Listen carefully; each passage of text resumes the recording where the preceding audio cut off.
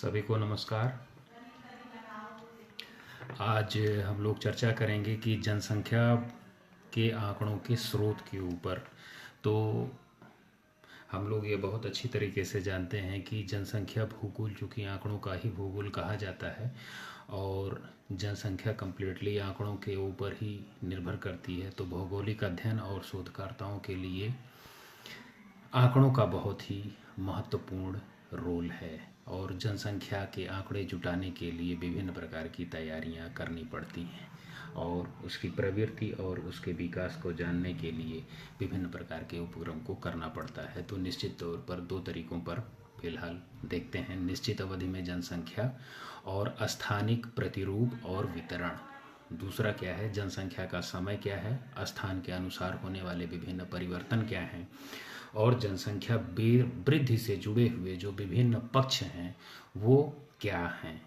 जनसंख्या के आंकड़े जो हैं वो सामान्यतया दो प्रकार के आंकड़े होते हैं: प्राथमिक आंकड़े और द्वितीयक आंकड़े। प्राथमिक आंकड़े कहते हैं जो हम फील्ड में जाकर सर्वे करते हैं, वो प्राथमिक आंकड़ों के अंतर्गत आते हैं। द्वितीयक आंकड़े वो होते हैं जो हम नेट द्वारा या जो है प्रकाशन द्वारा जो हमको प्राप्त होते हैं, वो द्वितीयक आंकड़ों के अंतर्गत होते हैं। तो द्वितीयक आंकड़े प्रकाशित और अप्रकाशित दोनों प्रकार के हो सकते हैं।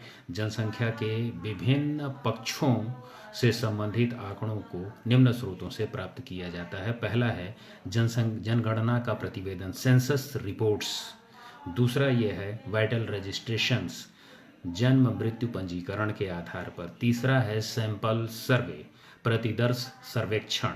चौथा है माइग्रेशन रिपोर्ट्स, स्थान प्रतिवेदन। पांचवा है इंटरनेशनल पब्लिकेशन, अंतर्राष्ट्रीय प्रकाशन। और दूसरे स्रोतों से हम जनसंख्या के स्रोतों को प्राप्त कर सकते हैं। जनगणना प्रतिवेदन जो है, जनगणना प्रतिवेदन के बारे में क्लार्क महोदय ने कहा कि किसी निश्चित समय पर किसी निश्चित क्षेत्र में बसे हुए समस्त व्यक्तियों के संबंधित जनांकिकीय आंकड़ों के संग्रहण, संकलन तथा प्रकाशन संबंधी पूरी प्रक्रियाएं पूरी जब कर ली जाती हैं तो उसी को जनगणना कहते हैं।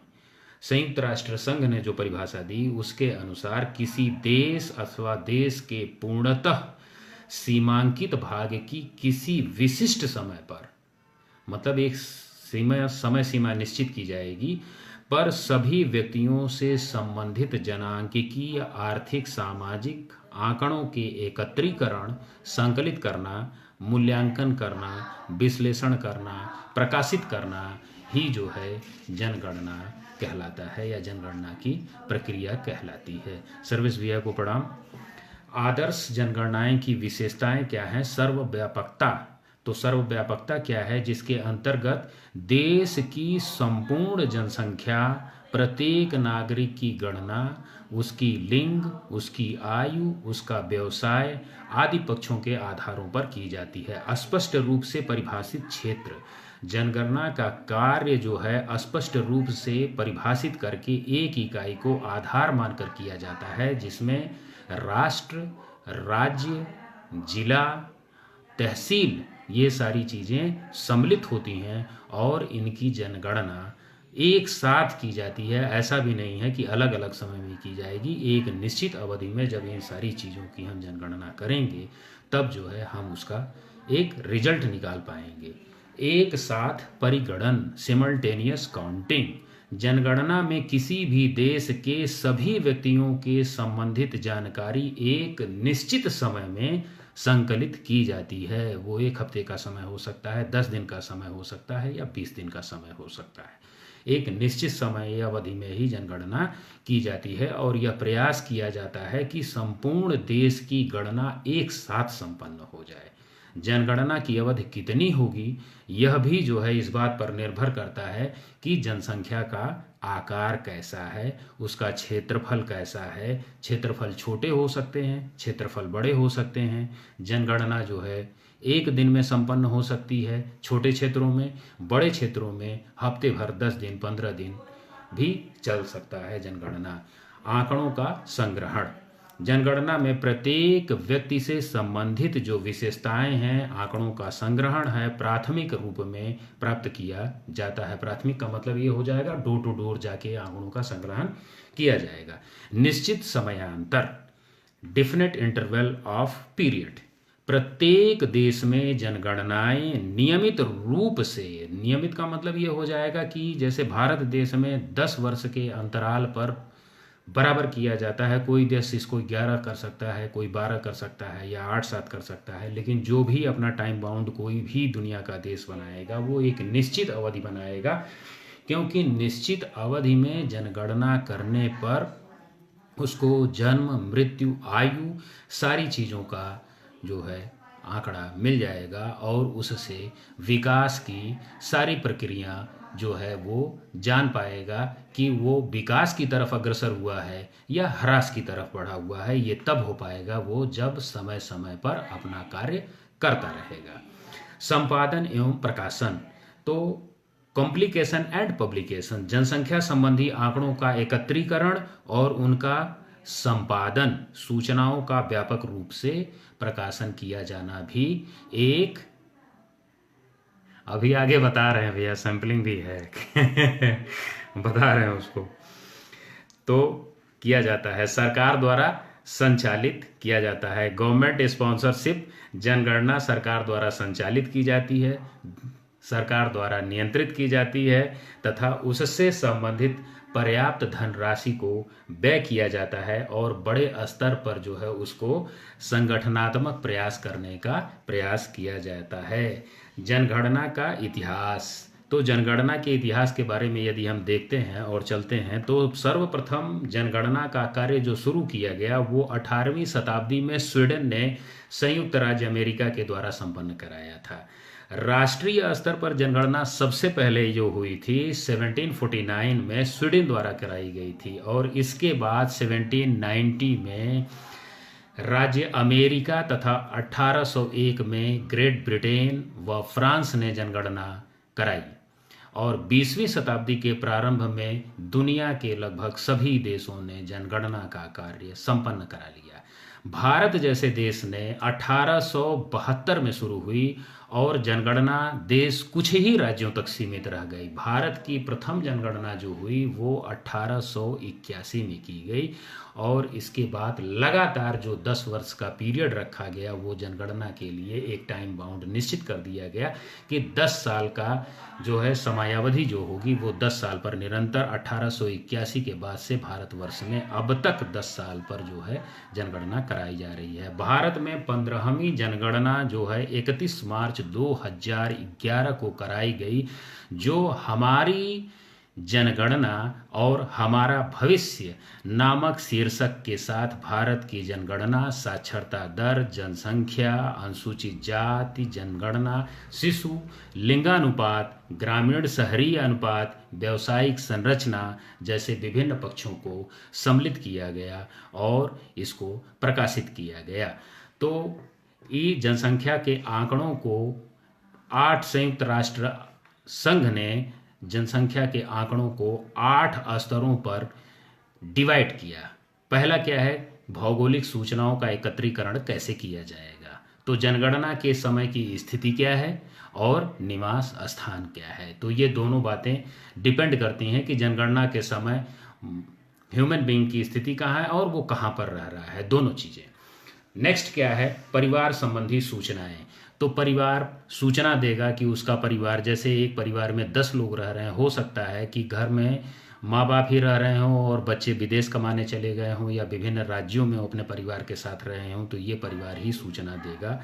व्यक्तिगत विशेषताएं, लिंग क्या है, आयु क्या है, वैवाहिक स्तर क्या है, जन्म स्थान क्या है और नागरिकता क्या है। आर्थिक विशेषताएं, कार्य की प्रकृति, कार्य की प्रकृति में आ जाएगा कि वो किस प्रकार का कार्य कर रहा है, व्यवसाय कैसा व्यवसाय कर रहा है, उद्योग का स्तर कैसा है, सांस्कृतिक विषय, भाषा लैंग्वेज क्या है, जाति क्या है, नृशंस राष्ट्रीयता क्या है, शिक्षा संबंधी विशेषताएं, साक्षरता कितनी है, शिक्षा का स्तर कैसा है, स्कूल की उपस्थिति, स्कूलिंग है कि नहीं है, कितने तक उसने पढ़ाई लिखाई कर रखी है। प्रजननता संबंधी सूचनाएं, बच्चों की संख्या, कुल जीविता, कुल मृत्यु। तो 8 पॉइंट्स में संयुक्त राष्ट्र संघ ने जो है जनगणना करने के सुझाव दिए और 8 बिंदुओं पर कार्य करने के लिए उसने कहा कि इस तरीके से यदि जो है जनगणना का आकलन किया जाए, लिया जाए, तो निश्चित तौर पर जनगणना करने में बहुत ही सुविधा हो जाएगी। जनगणना करने की विधियों को जो बताया गया वो ये है: वास्तविक और तथ्यात्मक डी फैक्टो अप्रोच। इस पद्धति के तहत जनगणना के समय उपस्थित व्यक्तियों की गणना की जाती है। अब देखे होंगे आप लोगों ने कि अब जो लोग आ रहे हैं वो पूछते हैं कि जो वर्तमान समय में आपके परिवार में यहाँ पर मौजूद हैं उन्हीं की जो है आप हमको नंबरिंग बताइए। तो ये जो है डी फैक्टो कहलाता है।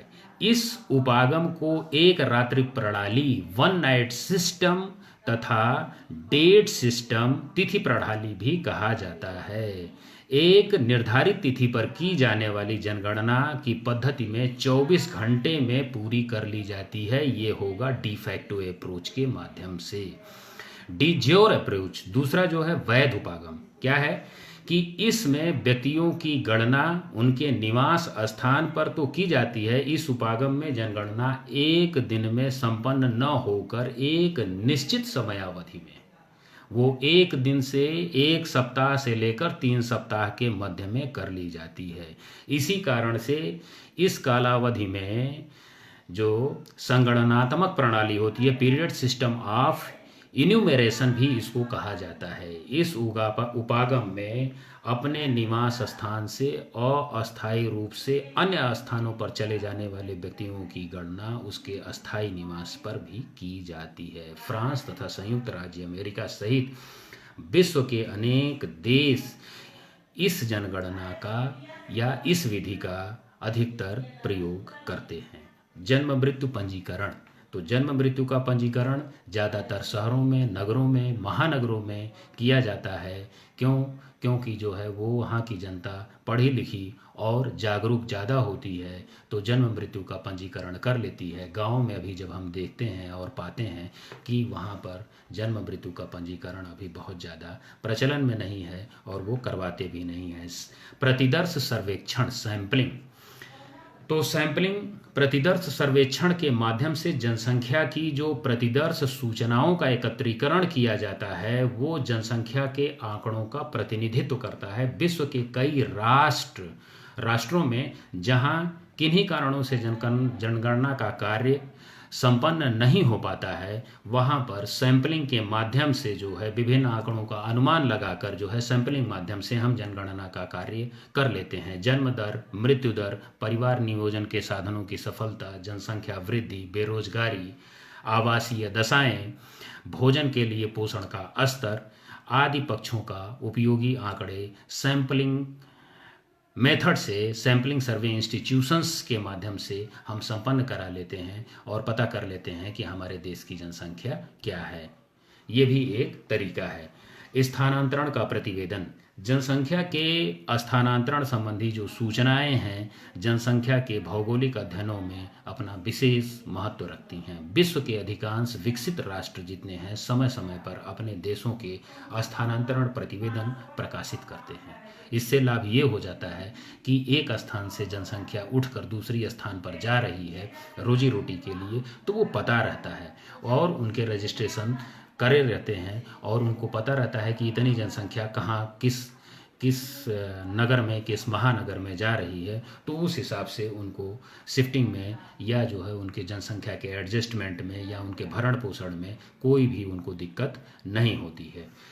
इसके अलावा सीमा नियंत्रण चौकियां जितने भी हैं, बंदरगाह हैं, हवाई अड्डे हैं, से भी सूचनाएं प्राप्त की जाती हैं। पासपोर्टों की संख्या, वीज़ा के आधार पर जनसंख्या के स्थानांतरण संबंधी जानकारी प्राप्त कर ली जाती है। लेकिन विश्व के अधिकांश विकासशील राष्ट्रों में स्थानांतरण संबंधी सूचनाओं के प्रकाशन के लिए अभी ठोस प्रमाण नहीं मिल पाए हैं। इसमें आप भारत को भी ले सकते हैं क्योंकि हमारे यहाँ भी जनता जो है गांवों से शहरों में जाती है। अभी तक के रिकॉर्ड के अनुसार जो है उनका ना तो रजिस्ट्रेशन है और ना ही उनका कोई ठोस आधार है कि कितने गांव से कितनी जनसंख्या किस किस नगर में गई हुई है। ये भारत सरकार के पास अभी तक उपलब्ध नहीं है। ये हमारी जनगणना की एक असफलता आप कह सकते हैं। हो सकता है कि भविष्य में इस पर भारत सरकार काम करे और हमको इस पर सफलता मिल जाए, जिसकी वजह से हमको अपने प्लानिंग को करने में नियोजन करने में जो है बहुत ही सफलता मिले, जिसकी वजह से हम अपने ह्यूमन पावर का जब यूज़ कर पाएंगे और ह्यूमन पावर को जब यूज़ करेंगे तभी जो है हम दुनिया के किसी भी देश से जो है आगे बढ़ने में सफल हो पाएंगे। अंतर्राष्ट्रीय प्रकाशन में जो महत्वपूर्ण संस्थाएं काम करती हैं उसमें है यूएन डेमोग्राफिक ईयर बुक, संयुक्त राष्ट्र संघ द्वारा प्रकाशित ईयर बुक 1948 से कंटिन्यूअस अब तक लगातार प्रकाशित की जा रही है, जिसमें संपूर्ण विश्व तथा पृथक देशों के आकार, क्षेत्रफल, जनसंख्या का घनत्व, जनसंख्या की वृद्धि, जन्म दर, विवाह आदि से संबंधित आंकड़े यूएन डेमोग्राफिक ईयर बुक में लगातार पब्लिश किए जा रहे हैं 1948 के बाद से। दूसरा है यूएन स्टैटिस्टिकल ईयर बुक। तो इस प्रतिवेदन का प्रति वर्ष प्रकाशन संयुक्त राष्ट्र संघ द्वारा ही किया जाता है। इसमें विश्व के प्रति व्यक्ति आय, राष्ट्रीय आय, ऊर्जा का उपभोग, खाद्यान्न का उत्पादन, चिकित्सा सुविधाएं, शैक्षणिक सुविधाएं, श्रम शक्ति आदि से संबंधित आंकड़े प्रकाशित किए जाते हैं। सोचिए जरा, भारत में ऐसा नहीं है। कितना बड़ा दुर्भाग्य है कि हमारे यहाँ प्रति व्यक्ति आय, प्रति व्यक्ति की ये सारी सुविधाएं, शैक्षणिक स्तर, श्रम सुविधा, श्रम शक्ति, ये सारी चीज़ें अगर प्रकाशित की जाती तो निश्चित तौर पर भारत सरकार के पास सारी चीज़ें होती और वो अपने ह्यूमन बीइंग और ह्यूमन पावर का उपयोग कर लेता है, जो आज हमारे ह्यूमन बीइंग्स उपयोग में नहीं आ रहे हैं। मैन पावर का हमारे यहाँ उपयोग ही नहीं है और हम मैन पावर का उपयोग न कर पाने की वजह से ही दुनिया में अभी भी हम पीछे हैं। UN world population statistical seat yearly ये भी प्रकाशित होती है। UN human development report, CIA world fact book ये भी वार्षिक प्रकाशन है। UN world population prospectus, UN epidemiological and vital records, ये सारी जो स्रोत हैं ये जनगणना संबंधी स्रोत हैं जो लगातार प्रकाशित होते हैं। जनसंख्या के आंकड़ों के विश्वसनीयता का स्तर, तो किसी भी देश की सामाजिक, आर्थिक, सांस्कृतिक, राजनीतिक विकास की अवस्था वहाँ की जनता की गुणवत्ता के साथ सीधा संबंध होता है। अगर कहीं की जनता सामाजिक, आर्थिक, राजनीतिक और सांस्कृतिक दृष्टि से उच्च है तो निश्चित तौर पर वहाँ की जनगणना गुणवत्ता से संपन्न है। एक स्थान पर जेलेंस्की लिखते हैं कि निम्न तकनीकी विकास वाले विश्व के पिछड़े राष्ट्र जनगणना के प्रति उदासीन, संदेह, अज्ञान, जन्मदिन की जानकारी का न होना, राष्ट्र के प्रशिक्षण का अभाव होना जैसी समस्याओं से ग्रसित रहते हैं। तो ये कटु सत्य भी है। जो देश पिछड़ा रहेगा वो उदासीन रहेगा, संदेहास्पद रहेगा, अज्ञानता से भरा हुआ रहेगा। बहुत सारे लोगों को अपने जन्म दर और मृत्यु दर के बारे में पता ही नहीं रहेगा और उनको विभिन्न प्रकार की जानकारियों का भी अभाव रहेगा। तो आगे चलते हैं। जनसंख्या के आंकड़ों के विश्वसनीयता के स्तर को प्रभावित करने वाले जो कारक हैं, समय के मूल्य की अनुभूति का अभाव। तो अधिकांश विकासशील राष्ट्र जो हैं मानवीय समाजों के संबंधों की अनुभूतियों के बारे में पर्याप्त जागरूकता नहीं मिलने के कारण वो पिछड़े हुए हैं और ऐसे व्यक्तियों से जन्म और मृत्यु की सही जानकारी उपलब्ध नहीं हो पाती है। ये एक विशेष रोड़ा है और इसके पीछे अगर हम कारण बताएं तो शिक्षा का अभाव, अज्ञानता, अधिवासों की अधिगम्यता, असेसिबिलिटी ऑफ सेटलमेंट्स। विश्व के अनेक विकासशील राष्ट्रों में आज भी ऐसे मानवीय अधिवास मिलते हैं जिनमें परिवहन की सुविधा का अभाव है। आप भारत में भी देख सकते हैं, विश्व में जो है अफ्रीका इसका ज़्यादा सबसे बढ़िया उदाहरण है। कच्ची सड़कों के मामले में उड़ीसा और जो है झारखंड को लिया जाता है। अब आज के डेट में क्या स्थिति है ये मैं आपको नहीं बता पाऊंगा, लेकिन फिर भी वो पिछड़े हुए राज्यों में आते हैं। ऐसी दशा में जनगणना के प्रगणक एवं क्षेत्रों में न जाकर अपरोक्ष रूप से दूर से ही आंकड़ों को वो संकलित कर लेते हैं, वो क्षेत्र में नहीं जाते हैं। ये भी एक तरीके से धोखा देने वाली बात हो जाती है और गलत तरीके से आंकड़ों का प्रस्तुतिकरण हो जाता है। सही सूचनाएं प्रदान न करना। तो विकसित राष्ट्रों में जनगणना का कार्य विस्तृत एवं वैज्ञानिक आधार पर किया जाता है और प्रत्येक देश के नागरिक और परिवार जनगणना प्रगणक को सही सूचनाएं प्रदान कर कर अपनी नैतिक जिम्मेदारी मानते हैं कि ये हमारा नैतिक कर्तव्य है और सूचना हमको सही सही प्रदान करना चाहिए, क्योंकि हमारे ये जो सूचना है ये हमारे देश, राष्ट्र, समाज के हित के लिए बहुत ही ज़्यादा जानकारी ये जो है विकास के लिए अग्रसर रहेगी। यदि हम झूठी सूचनाएं अगर प्रसारित करेंगे तो ये हमारे देश में बाधा उत्पन्न करेगी। इसलिए विकसित राष्ट्र जितने भी हैं वो सही जानकारी देते हैं, या एक तरीके से ये कह लीजिए कि पढ़ा लिखा आदमी जो होता है वो सूचनाएं सही देता है, और जो गंवार आदमी होगा या कम पढ़ा लिखा आदमी होगा वो सूचनाएं सही देने में घबराएगा या सोचेगा कि हम सूचना दे देंगे तो वो हमारी ज़मीन जायदाद या खेत बाड़ी ही लिखा लेगा, ऐसा वो सोचता है, जो कि सही नहीं है। दूसरी ओर विश्व के अधिकांश विकासशील राष्ट्र जितने भी हैं अपेक्षित एवं सामाजिक आर्थिक रूप से पिछड़े होने के कारण अपने बच्चों की सही आयु नहीं बता पाते। सामान्यतः महिलाएं कम आयु बताती हैं और पुरुष ज़्यादा आयु बताने में अपनी वास्तविक बहादुरी समझता है। इसके अलावा कट्टर और पिछड़े समाजों में बच्चों की संख्या कम करके बताई जाती है, जो कि भयावह स्थिति है। भारत के पिछड़े वर्गों में परिवारों के मुखिया जो होते हैं ज़्यादातर बाहर होते हैं, तो संकोची स्वभाव में पर्दे रहने वाली महिलाएं जो होती हैं पुरुष प्रगणक को ये सूचनाएं देने में संकोच करती हैं और सूचनाएं देती भी नहीं हैं। अभी जब बच्चे सर्वे करवे गए थे अभी मिर्जाहाजीपुरा और जो है मुस्लिम इलाकों में, तो अपने ही जनपद की मुस्लिम मोहल्ले के लोगों ने दरवाज़ा बंद कर लिया और बुरी तरीके से मिसबिहेव करके बच्चों को भगा दिया। ये मऊ जैसे जनपद के पढ़े लिखे नागरिकों का हाल है कि दरवाज़ा बंद कर लिया और मिसबिहेव किया, मारा भर नहीं बस। बाकी जनगणना देना और गणना कराना तो बहुत दूर की बात है। तो आप सोच लीजिए कि अन्य दुनिया के देशों में क्या हाल होता होगा जहाँ पर ये कट्टरपंथी लोग रह रहे हैं। जनगणना कराना और जनगणना करना, सूचना देना कितना कठिन काम है। बच्चों ने ही कह दिया कि हम ऐसे मोहल्ले में नहीं जाएंगे। खैर, ये एक बाधा है, ये तब दूर हो सकती है कि जब आदमी पढ़ेगा, लिखेगा, जानेगा, जागरूक हो जाएगा, तब निश्चित तौर पर ये जान के चलिए कि ये समस्या का अंत हो जाएगा। सीमा में परिवर्तन। राष्ट्रीय और अंतर्राष्ट्रीय स्तर पर प्रशासनिक सीमाओं में होने वाले फेरबदल जो हैं आज भी जनगणना के कार्य में रोड़ा उत्पन्न करते हैं या बाधा उत्पन्न करते हैं। जनगणना एक निश्चित समय अवधि में संपन्न कराई जाती है। जनगणना के बाद प्रशासनिक सीमाओं में होने वाले फेरबदल जो होते हैं जनगणना की विश्वसनीयता पर प्रश्न चिन्ह खड़ा कर देते हैं। विश्व का राजनीतिक मानचित्र सतत रूप से परिवर्तित होता रहता है।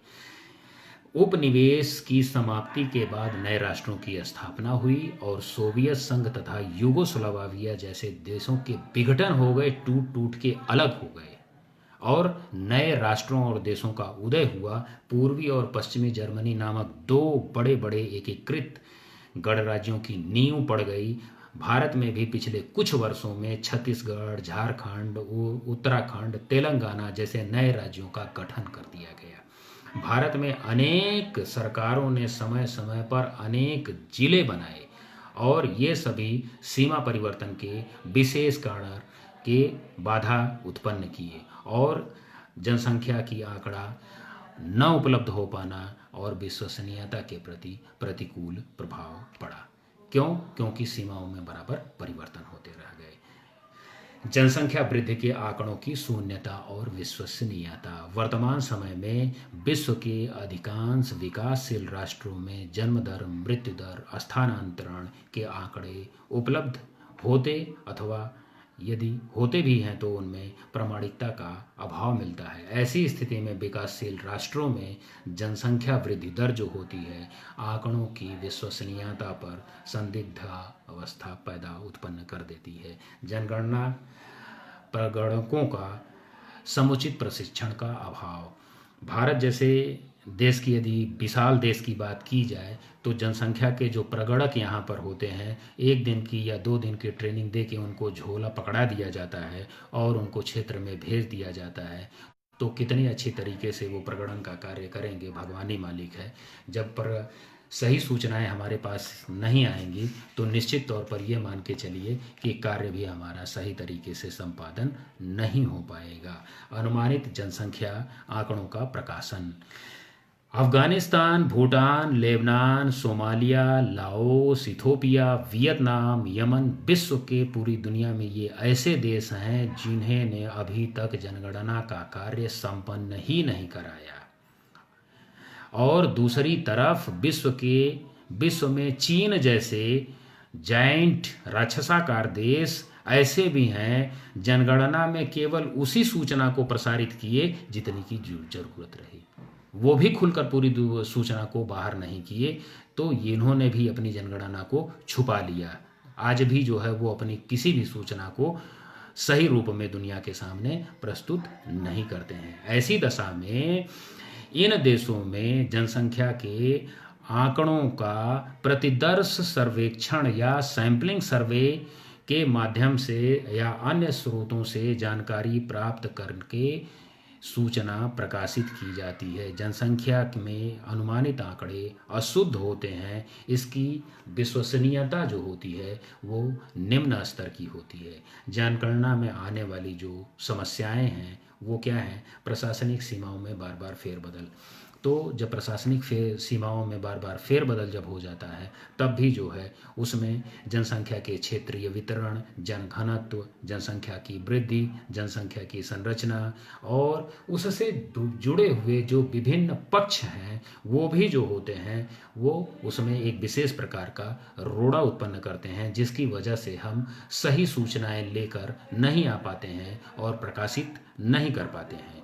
अधिवासों की अवस्थिति का मानचित्रों पर अभाव।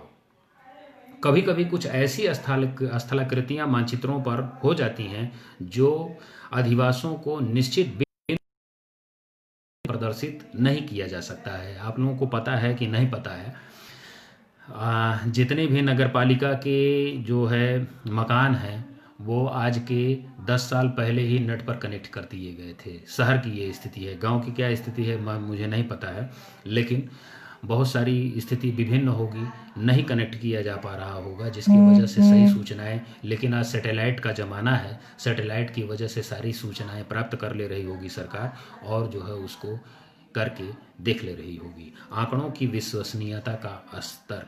जन्म दर, मृत्यु दर, प्रवास संबंधी आंकड़ों की विश्वसनीयता विश्व के विकासशील देशों में संदिग्ध मिलती है। इसके पीछे जो कारण है वो मुख्य कारण है शैक्षिक स्तर का कम होना, प्रगणकों का प्रशिक्षित न होना, ये सारी चीज़ें हैं और गलत तरीके से आंकड़ों का प्रस्तुतिकरण। जनसंख्या संबंधी विशेषताएं और शब्दावली का भी अभाव जो मिलता है, अलग अलग मापदंड रखे गए हैं।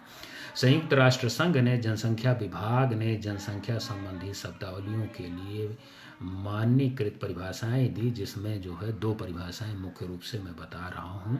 ए census has been defined as the total process of collecting, compiling and publishing demographic data pertaining a particular time to all person in a defined territory।